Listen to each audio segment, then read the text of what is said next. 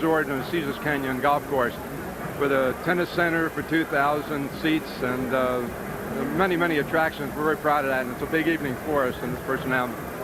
Thank you. And you thought we didn't have commercials on HBO. You understand? Because this really leads in to what we're going to do. If Mike comes through his fight that's coming up. A very small if. Well, I don't know. Yeah. All right. But he's going to be ready. Right. He's going to be ready. Then what we'd like to do is to come back here in September and do it again. Another doubleheader with George against a top 10 opponent and Mike against the top 10 opponent. We'd like to do it here at Caesars Palace because it's truly the home of champions. Don, in the event that the Douglas Holyfield fight comes off at a hotel in this area, and you happen to be a part of that promotion, does this mean that your love affair with Bob will be brief and over?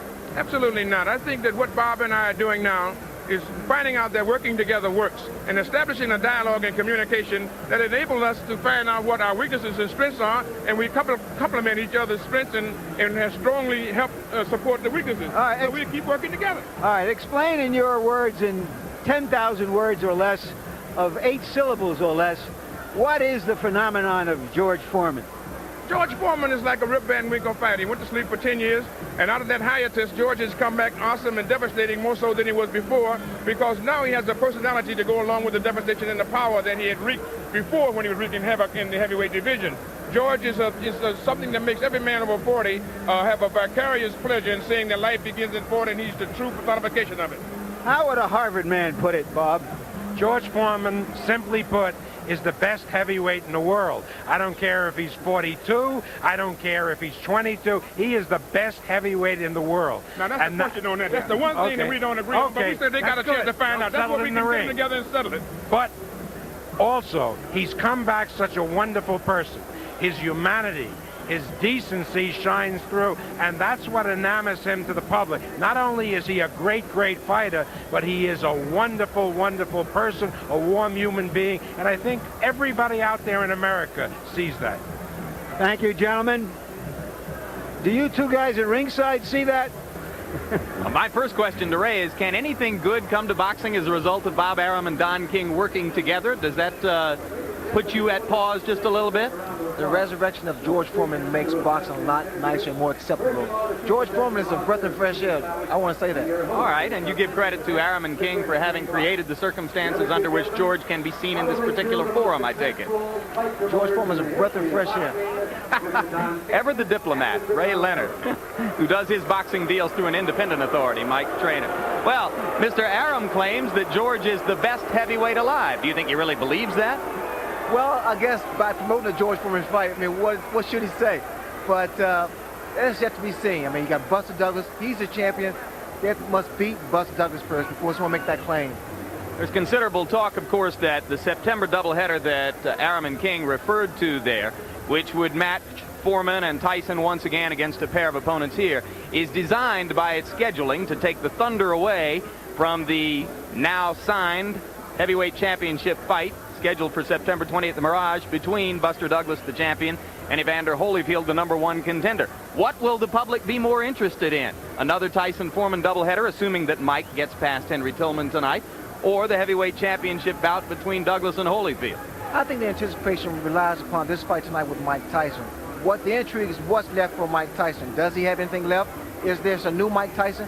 That's the big question, Jim. I think people are not going to jump ahead until they see what Mike Tyson does tonight. Of course, the quote from Seth Abraham, Vice President for Acquisition of Boxing Properties here at HBO Sports, is that we have right here in the persons of Tyson and Foreman, the only two heavyweights who sell tickets. Douglas and Holyfield are apparently going to get the chance to disprove that notion through some marketing of their own. This is a fight, nevertheless, which has attracted a great deal of attention, or at least this doubleheader has attracted a great deal of attention from the celebrities who often populate the boxing world. Billy Crystal here tonight. You see Michael Douglas sitting near the ring. And I saw earlier Jeff Goldblum and his wife Gina Davis. The Reverend Jesse Jackson entered the ring environment tonight in the Tyson entourage and in the company of Don King. Chuck Norris, Jack Nicholson, a regular habitué of these fights. And surely it's got to make Tyson and Foreman feel good as aspiring champions rather than title holders to see all those folks here. Well, the fact of the matter is, when these guys fight, it's an event, and that's why you have these celebrities turn out. To continue the event, let's go back to Larry Merchant. Gentlemen, now I'm surrounded by some prize fighters, some pretty good prize fighters. James Buster Douglas, the heavyweight champion of the world.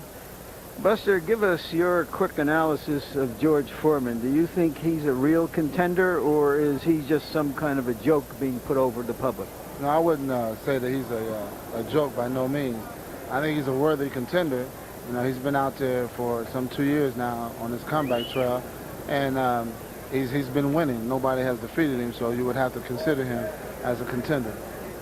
If you were to fight Evander Holyfield in the fall and successfully defend your title, would you consider fighting him before you went back to Tyson? No, those are not in my plans at the present time.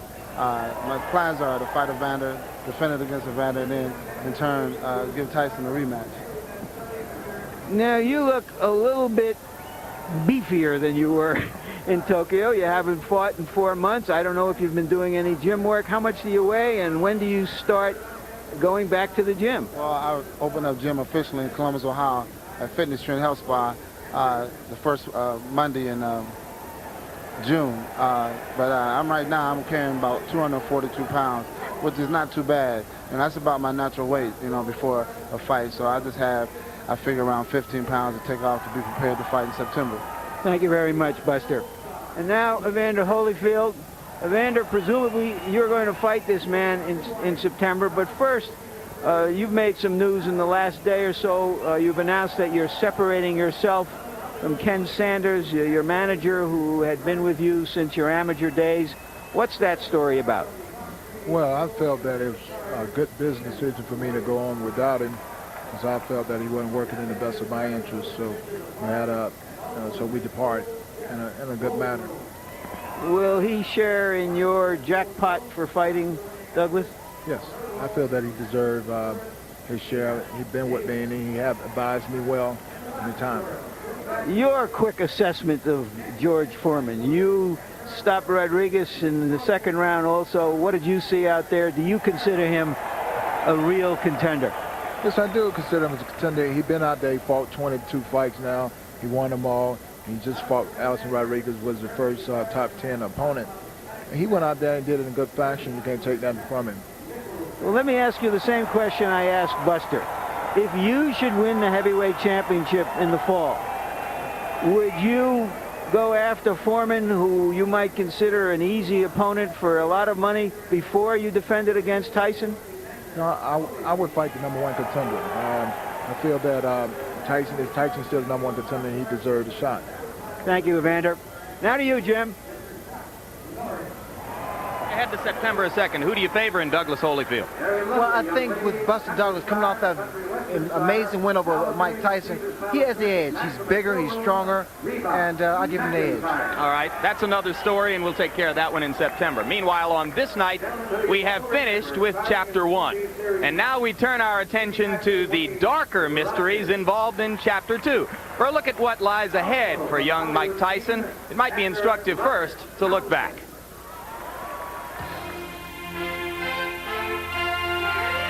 The word comeback weaves an unforgettable thread through heavyweight history. Jack Dempsey was an inactive champion for a 3-year period when in 1926 he met a 3-1 underdog named Gene Tunney. The slick challenger outboxed Dempsey over 10 rounds, and the title was lost.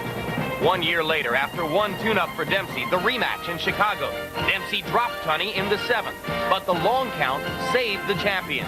Tunney knocked down Dempsey in the 8th, en route to a 10-round decision. Dempsey refused a third fight and retired in 1928. In 1936, Joe Louis, a 22-year-old heavyweight contender, fought former champion Max Schmeling. The Brown Bomber was knocked down in the 4th and out in the 12th. The meteoric rise of Joe Louis was derailed. But after he won the title, Lewis's 4th defense was against that same Max Schmeling. After 3 vicious knockdowns, it was stopped at 2:04 of the first round. Joe Louis held the championship for 12 years. In In 1959, heavyweight champion Floyd Patterson fought a 3-1 underdog Swede, Ingemar Johansson. The champion went down 7 times in the 3rd round. At age 24, Floyd Patterson had lost the title, but not for very long. 1 year later, with a lightning left hook in the 5th, Patterson became the first heavyweight champion ever to regain the title. Then Sonny Liston, after 2 one-round knockouts of Patterson, fought an 8-1 underdog named Cassius Marcellus Clay. Clay outboxed the Bear as Liston failed to answer the bell for round 8. 15 months later, the mysterious rematch. Liston went down from a phantom right in the 1st round. In 1970, in Las Vegas, Liston died of a drug overdose. Ali went on to win the heavyweight title a record 3 times. Which brings us to Mike Tyson and his monumental upset loss to James Buster Douglas. Douglas coming back with a left right. Tyson is wobbling. What an uppercut by Douglas. Down goes Tyson. 2, 3, 4, 5, 6, 7. Tonight's big question, can Tyson come back?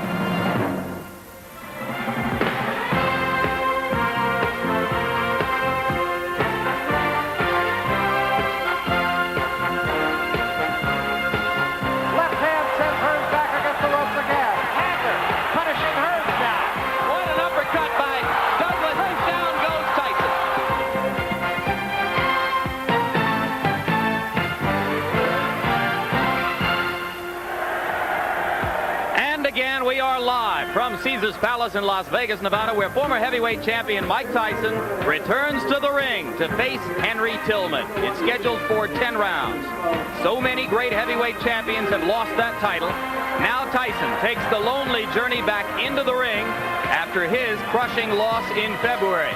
What does the future hold for this once invincible force? Tonight in this historic setting and in front of an enthusiastic boxing crowd, we begin to get some of the answers. Ray Leonard, Mike Tyson is a student of history. He well knows that all of the great heavyweight champions, with the sole exception of Rocky Marciano, have lost at one time or another. How much consolation is that to him? Well, if there's any guy that doesn't need motivation, it's Mike Tyson. Mike Tyson is like a walking boxing library. I mean, he knows about these guys' history. He knows how many guys have regained their titles. So Mike Tyson wants to be in there with that elite group. So I'm sure he's already motivated for that. He's also one of the most entertaining figures in sport, regardless of whether you like him or not. Because Mike Tyson's life is so densely rich with circumstances and events that it's become our custom between each of his appearances in the ring to chronologue those battles he takes on outside the ring. The period between February 10 and now has only continued the tradition.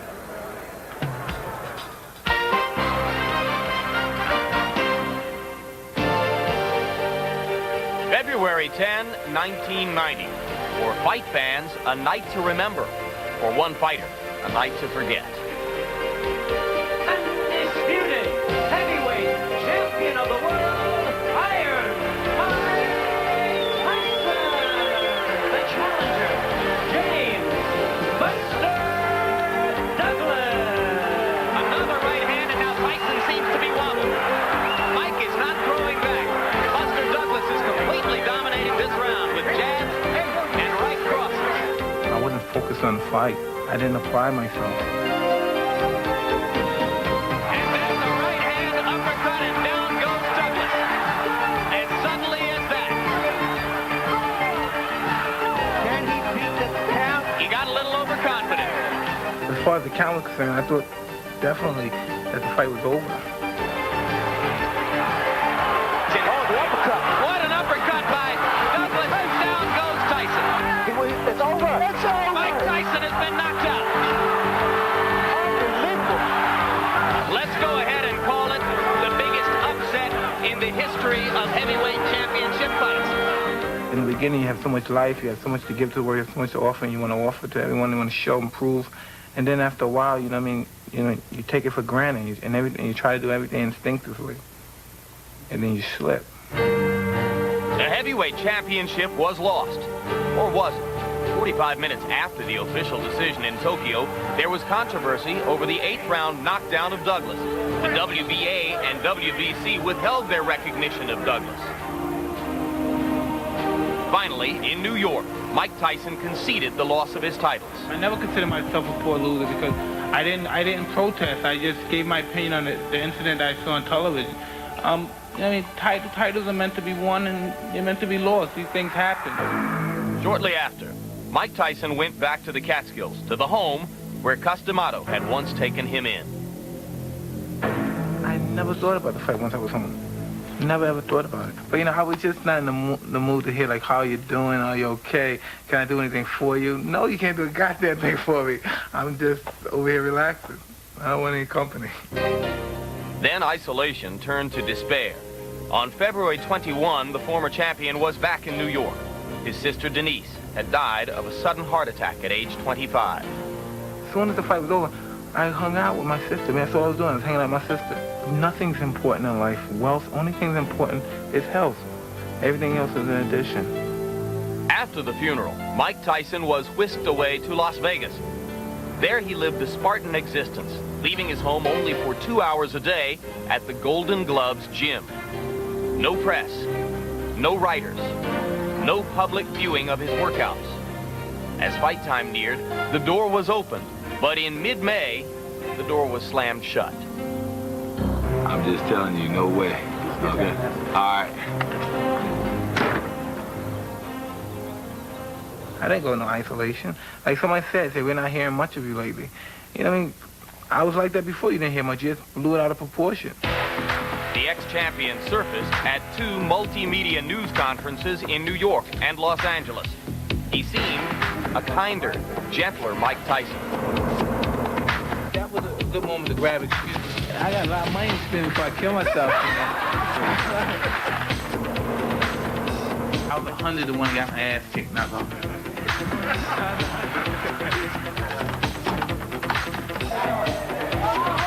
We create our own stories, regardless of what it is. Even if we're not looking for it, we create our own monsters. You know what I mean? I create the guy that likes, to go in there and beat up people and whatever. They take that concept and they put it in a whole different meaning of life. And that's because what I created. Finally, it was back to Las Vegas, where he was reunited with girlfriend Natalie Fears and a newborn son named D'Amato. My first priority is him. People say, having a baby, it mellows you out. You get goofy every now and then, you see the baby. Yeah, other than that, when you're not around them, it's just totally, you just think about them a lot. That's all I do, I always think about them. But the fighter's mind is also on boxing. Another late development was the hiring of Rich Giacchetti, longtime trainer of Larry Holmes. Some said it was a reaction to the corner work in Tyson Douglas. The ex-champion disagreed. He was a critic. Whatever went wrong is because of me. You know what I mean? And that's what I keep my, because when it goes right, I always say it's because of me it went right. And regardless if you have the best quarterman in the world, if you can't fight, it's useless. Many great heavyweight champions have lost the title. A precious few have fought their way back to the top. Mike Tyson likes to quote reggae singer Ziggy Marley, who said, "You don't realize you're making history because you're living it."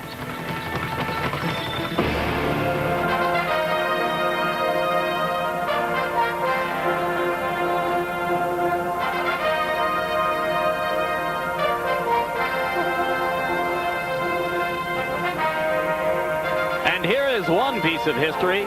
When last Mike Tyson and Henry Tillman met here at Caesar's Palace in the indoor arena 6 years ago, it was to determine who would go to the Olympic Games. Tillman won that trip.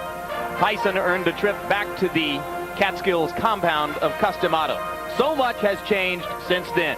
Now they prepare to meet under entirely different circumstances. As HBO Sports brings you the second of our heavyweight doubleheader on this evening, Mike Tyson against Henry Tillman in a bout scheduled for 10 rounds. Tyson's return to the ring, and we return to Larry Merchant. Youngest heavyweight champion, youngest ex-heavyweight champion. The philosopher George Foreman explained it this way: Mike Tyson runs into every wall he sees, meaning if there's a chance to make a mistake, he's made it. seized it, embraced it. But that, of course, is the perspective of maturity. Remember, we all embraced Mike Tyson. We loved him for his youthful aggressiveness, for his exuberance, at least until it turned self-defeating, self-destructive. Well, it then became, the fight in Tokyo happened after that, and what that was the gods delivering a message to him in the name and in the person of James Buster Douglas, an unlikely messenger at that. Mike Tyson now says that Mike Tyson is dead, buried in Tokyo. Is he? We'll see. But the question of whether he's one of those seemingly invincible fighters who stays down when he goes down or who gets up won't be answered tonight. He has made a small step by rededicating himself, but he's taking no chances in his opponent, Henry Tillman.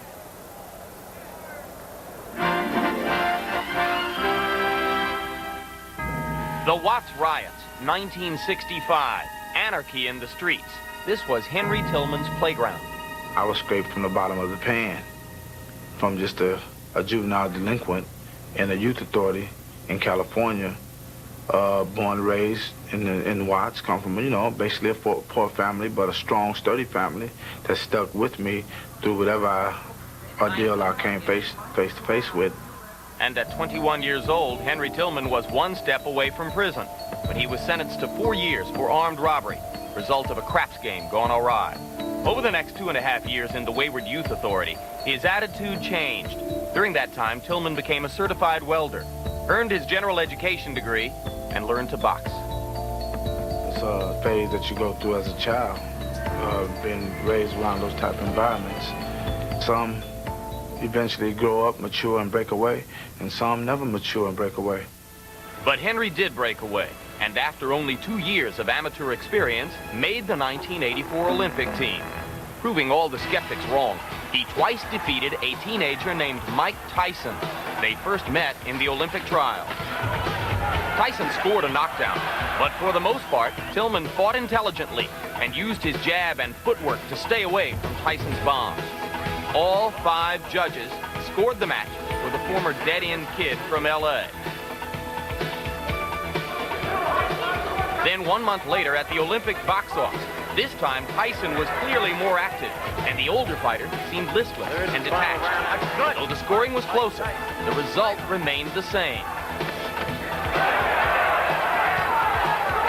From Los Angeles, California, in the red corner, Henry Tillman. Some ringside observers felt Tyson had gotten jobbed, but nonetheless, Tillman forged ahead to the Olympics and captured the gold medal 4 miles from where he had grown up. At the Olympics, Henry also met his bride-to-be, Gina Hemphill, granddaughter of Jesse Owens. She carried the torch into the Coliseum at opening ceremonies. 3 years ago, they were married among friends and Olympic teammates. She's my superwoman, because she had been over backwards for me. She's even put her own career on hold for a little while just to support me in my career.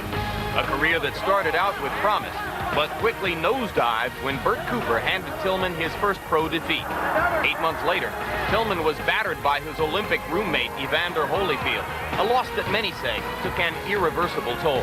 Over the next 13 months, Henry suffered 2 more defeats and hit rock bottom. And so I said at that point I need to just take some time out of boxing before I either get hurt or just ruin my career myself by keep going in there not mentally prepared to compete as a boxer. And so I just stepped out of boxing for a minute. But that minute lasted 20 months. In the interim, he landed a role in the upcoming Rocky V movie, dabbled in the real estate business, spent some time with his family back home in South Central Los Angeles, and most importantly, found himself a new manager, trainer, and friend, a man named Henry Grooms. He said I would be crazy if I'd let boxing go right now. He said, you're young, you still have a lot of spunk left, a lot of fight left in you, but you just need to take a little time off, get your management problems out the way, get your mind clear, go home, spend some time with your wife, get into your family life, and just let life move on a little bit, because you're just too young just to let boxing go right now. You've never been hurt, never been knocked out, He said it just doesn't make any sense. The maybe life doesn't always make sense. 6 years ago, fresh out of the Youth Authority, Henry Tillman's future as an amateur fighter went through Mike Tyson. He was successful twice and earned the greatest reward imaginable. Tonight, after a long layoff and a resurrected career, Henry Tillman's path to greatness once again leads through Mike Tyson, now the former heavyweight champion. For Henry Tillman to score a hat trick, he'll need to step out of the shadows of anonymity, just like he did in 1984.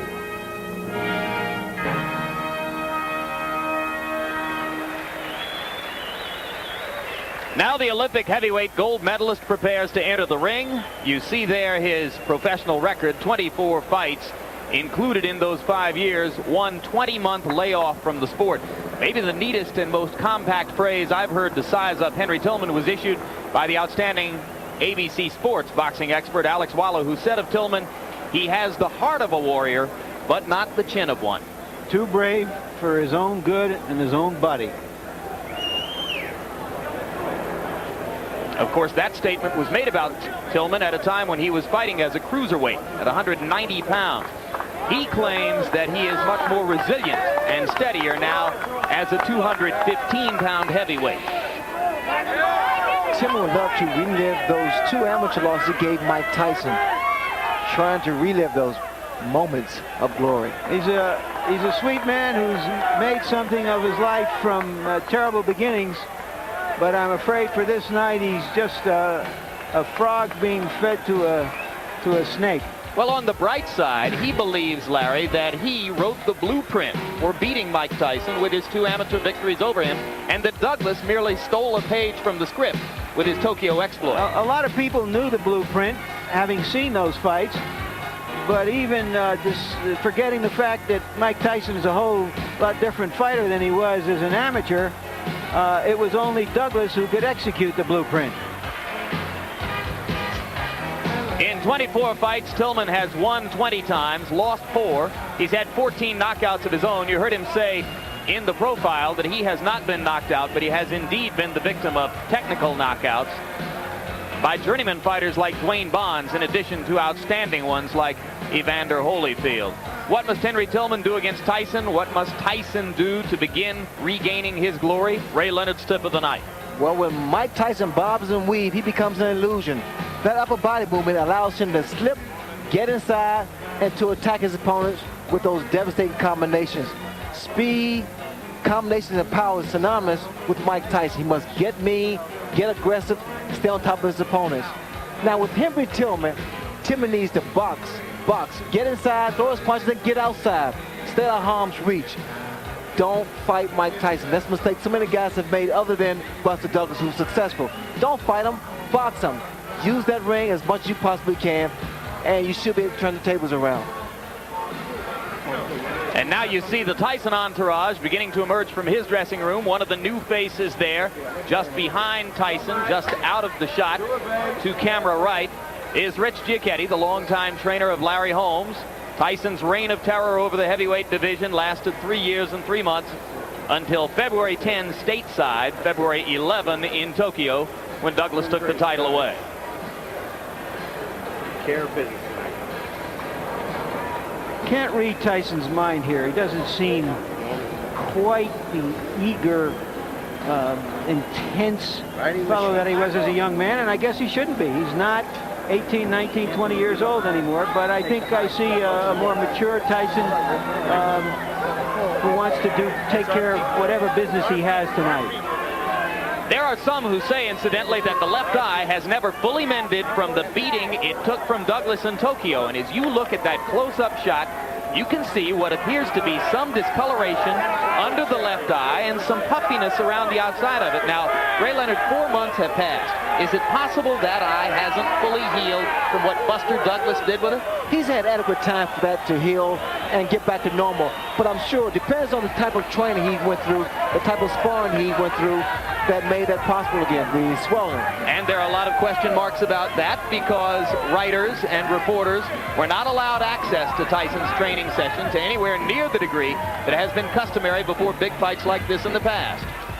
The real challenge for Mike Tyson will come when some big, strong heavyweight comes along who can fold him up in his arms and try to do the things that Douglas did to him. Then we'll find out whether he wants to be a champion of the 90s as well as he was for a brief time in the 80s. Mike Tyson's record, 37 wins, 1 loss, 33 knockouts. He started his career with the 19 consecutive knockouts before James Tillis and Mitch Green solved the mystery of how to go 12 full rounds with Tyson.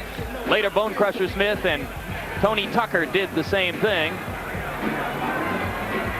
But other than that, it's been all knockouts. And mostly his, the one by Douglas. There's a look at Rich Giacchetti.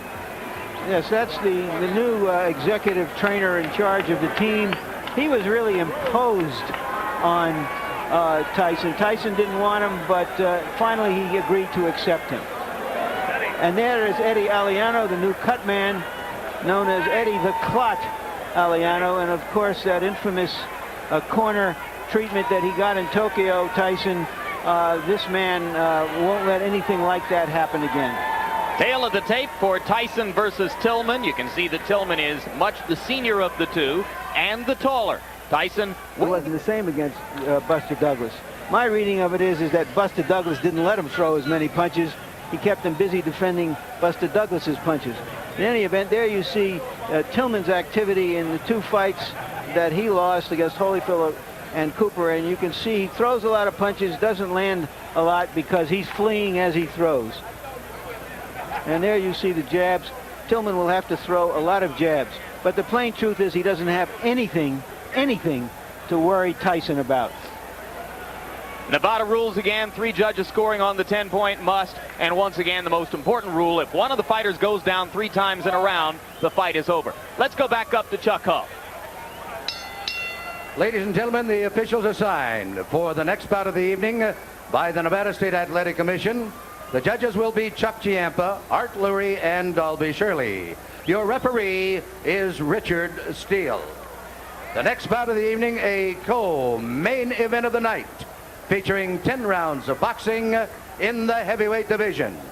Introducing, in the blue corner, fighting out of Los Angeles, California, weighing in at 215 pounds, with a professional record of 20 wins, 4 defeats with 14 KOs.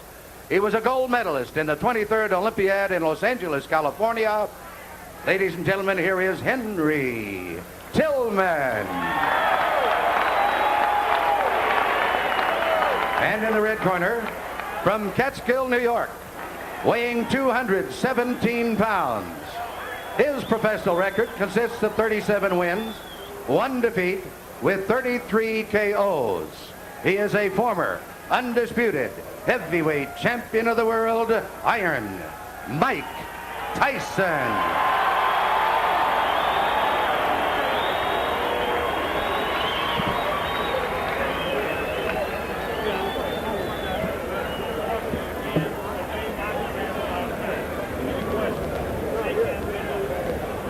Mike Tyson is a 1-2 favorite to knock out his opponent in the first round. That means if you wanted to make $2, you'd have to bet $4.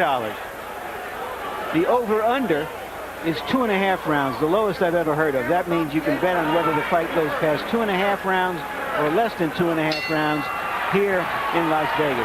And given the choice of opponents, you have to believe that what the Tyson camp dearly wants for their fighter is one of those 90-second knockouts on which his destroyer reputation was built.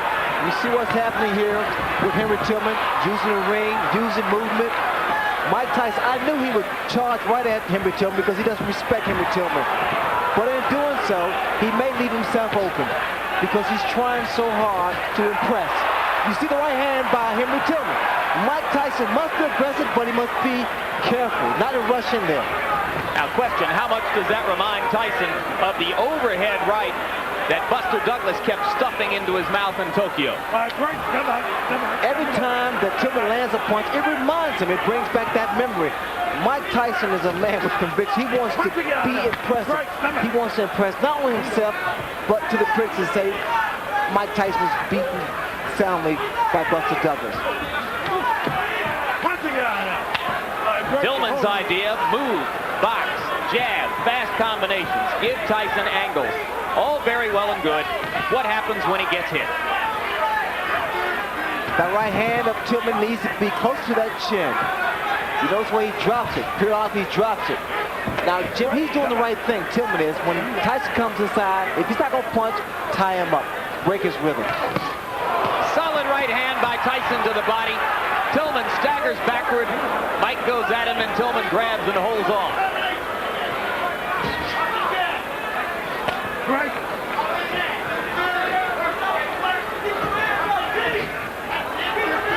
I believe Tillman's going to stand there and try to drop his right hand because he's trying to time Mike Tyson's onslaught.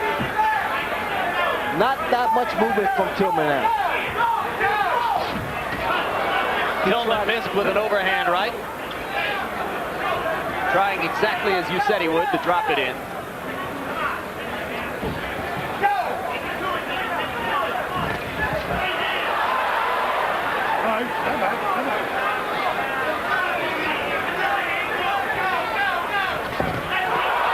Right to the face of Tillman. He grabs and holds on. That one was a bit of a glancing blow. Tillman now is trying to fight Mike Tyson. He should be doing a lot more movement than he is now. He's allowing Mike Tyson to trap him in the corner.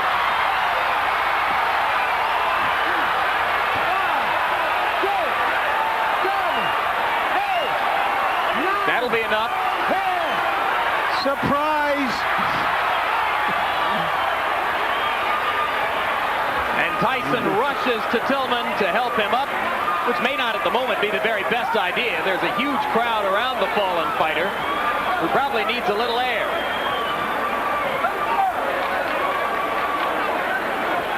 It was a right hand in close quarters to the forehead, and it was quite enough. The snake always devours the frog.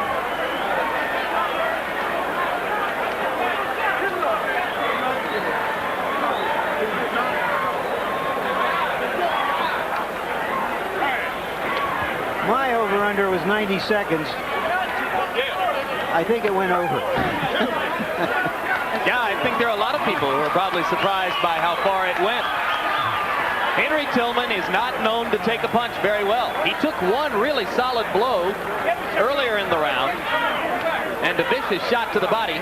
And finally, it was that right to the forehead that was enough. The question I have as we watch this again, and there is the punch, a high punch on the forehead, the same sort of a punch that knocked out Trevor Berbick when Mike Tyson won the heavyweight championship.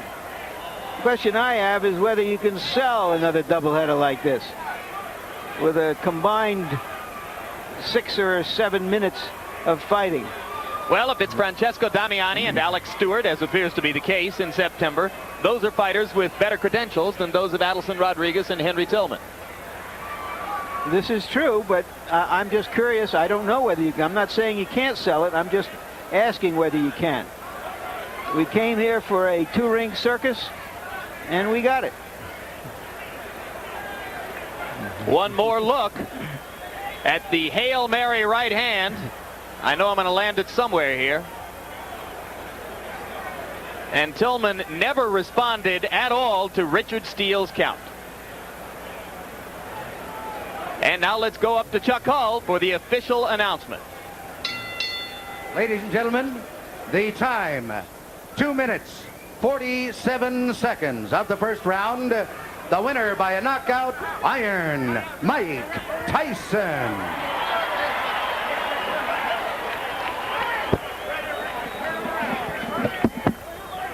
So, referee Richard Steele raises the hand of Mike Tyson. There's Rich Giacchetti. A very successful debut for Rich Giacchetti. And here you see the total punches in the round. Tillman landed 4, Tyson 14, according to our statisticians. Not that it makes any difference.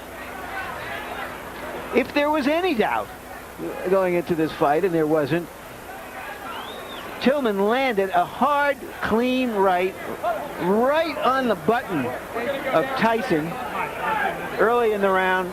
Tyson barely blinked. There's a big crowd standing around. It's been a curious crowd. I think the crowd knew what it was coming for, which was a show, a circus as we've been calling it. There wasn't a lot of high excitement about it, just a lot of high curiosity to see two former champions performing. Go through it one more time. Left jab, bang, right over the right jab. Perfect shot by Mike Tyson. Once again, Henry Tillman, too brave for his chin. Now to you, Jim. All right, Mike Tyson has joined us now at ringside. Mike, a lot of people thought that maybe you had some questions to answer for yourself tonight. Were there questions in your mind, and if so, did you answer them? No, I didn't have much doubt on the outcome of the fight. It's just that I was skeptical because I didn't give my best performance. You know what I mean? I had no idea that I knew I was always the same person still. It's just that I was reluctant in the situation. I wasn't professional, and that's not characteristic of me. How good did this performance feel for you? Well, it helps, you know, you come back, you got your win, it helps the confidence, but I want to fight often as I possibly can. How much can you learn from 2 minutes and 47 seconds? There are some who would contend that maybe you should have taken a tougher opponent and stayed in the ring longer. Well, as you know, as Ray knows, I'm already an experienced fighter. If I would have went 10 rounds, I was in good shape to go 10 or 15 rounds. I'm already an experienced fighter. It's just that I prefer to be more often active than I have been. Question, Ray? Well, I said earlier that, Mike, that you wanted to get this fight over with as soon as possible. Also, you know, there are people that say, well, it's not as formidable and this shouldn't be a problem. I thought it was an achievement because the fact of the matter is, because he was not considered a formidable opponent, that meant your mind had to be right. And the most, when people tell me that this guy's going to be a pushover, that's when I worry. That's when I worry. Like Buster Douglas wasn't supposed to be a pushover, not making a big issue of it. By no doubt, I'm the best fighter in the universe, and I'm coming back to regain the title. Will it satisfy you to come back in 3 months against the likes of an Alex Stewart, as appears to be the plan? Perhaps 2 months. I'm in great shape. I can fight anyone in Do the you world. think that you made a mistake in the past by not fighting as frequently as you had in the period leading up to when you won the title? Absolutely. People, you know, you're put to a claim that all my personal problem. They say, well, he overcame the personal problem. He's still fighting. He's going through the war. But it's not the personal problem. It's the aftermath of the personal problem that really catches up because of the activity part. You know, you have to, in our business, Ray knows, you have to stay active. You know what I mean? The situation where he was in, he was dropping. You know what I mean? Active, if he was active, that would never happen. Because, as you know, Ray Lay is the best fighter of his generation. Did you see Foreman against Adelson Rodriguez? I didn't watch anything. My main concern was the common finish of Henry Tillman. All right, Evander Holyfield is going to get the first shot against Buster Douglas. How much is it going to bother you if you had to wait several more months, perhaps even a year or more? I'm going to stay active, but regardless of the issue, it's going to be a tough fight. And after the tough fight, the winner got me. Anything else, Ray? Congratulations, Mike. Thank you, Ray. Congratulations, Mike. I should point out that Mike put Ray and me in a little bit of an awkward position tonight because he preferred to be interviewed by us rather than by Larry Merchant, whose custom it would have been to do that interview. Mike made his own choice about that. We didn't feel all that great about doing it. We did our job so that you could hear Mike's reaction to what happened in the bout. Your reaction to what Mike said in the interview, if you heard it. Civilization rolls on. I thought his reaction was good. I thought the fight he fought was good. He did what he had to do against an opponent he figured to do it against, basically. We got what we expected to get tonight. It's as simple as that. I thought that both fights wouldn't last more than a combined total of 9 minutes, and we didn't get it. And the people here, I don't think they can be unhappy because they can't say they weren't warned. Indeed, obviously, Ray, there was tremendous public interest in what happened here tonight. Certainly it would appear that way from the nature of the turnout here, how many big stars took the effort to come to this fight, the kind of ticket demand that existed here at Caesars. But once again, you've had a one-round Tyson knockout, and it was a series of events like that which caused promoters and site guaranteers here in the United States to begin to think that maybe it wasn't worth putting up all the money that Mike gets for a fight to have him fight here, and that's how he wound up fighting Buster Douglas in Tokyo. Is the public going to stay as interested in September after what they saw from Tyson and Foreman tonight? Well, the thing about it, Tyson of the past has always knocked guys out in 1 or 2 rounds. People came to see Tyson demolish a guy in 1 or 2 rounds, and because he was knocked out by Buster Douglas, they thought that aura was gone. He revived it by beating Henry Tillman, and then George Foreman, who comes back at the age of 41 and was able to do what the average man of 41 could never do in their lifetime. Final comments, Larry? Yeah, I've been thinking of our interview with Adelson Rodriguez the other day when he told us a very funny man bites dog story. Seems he came back from 2 months on the road, and the guard dog didn't recognize him and bit him in the thigh, and Rodriguez strangled the dog, bit the dog, killed him, then shot him just to make sure. And so there was a little doubt in my mind. I'm saying, well, are we going to get a man bites dog show tonight? No, dog bites man twice. I'm curious about Mike Tyson in this sense. You know, for a lot of people, Mike Tyson was a hero. Young people, he was going to be their great heavyweight champion, much as Joe Louis was and Jack Dempsey was and Muhammad Ali was. So those people were really shook up when Mike Tyson lost. Whatever we want to say about his character and personality and the antics in and out of the ring and all of that business, they were shook up. And I assume that there's still a residue of hope here, that Mike Tyson will come back and will still be their champion, and that the defeat somehow humanizes and humbles him a bit. And I expect to see that. All right, that remains to be seen in the future. As for wrapping up tonight's story, as Larry pointed out, the simplest and most predictable of tales, man not bitten by dog, dog bites man. George Foreman goes to 67-2 with the second round knockout of Rodriguez. Mike Tyson moves to 38-1 with the first round knockout of Tillman. A look back. His hands are so heavy that what becomes a knockout punch doesn't always look like one, and Rodriguez goes down.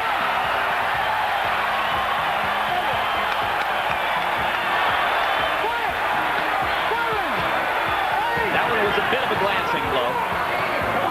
Tillman now is trying to fight Mike Tyson. He should be doing a lot more movement than he is now.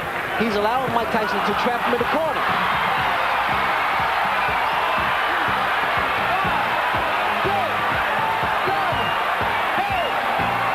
That'll be enough. Surprise! Coming up, immediately following tonight's boxing coverage, you'll see One Night Stand Rich Scheidner, followed by Ghostbusters 2 on the East Coast.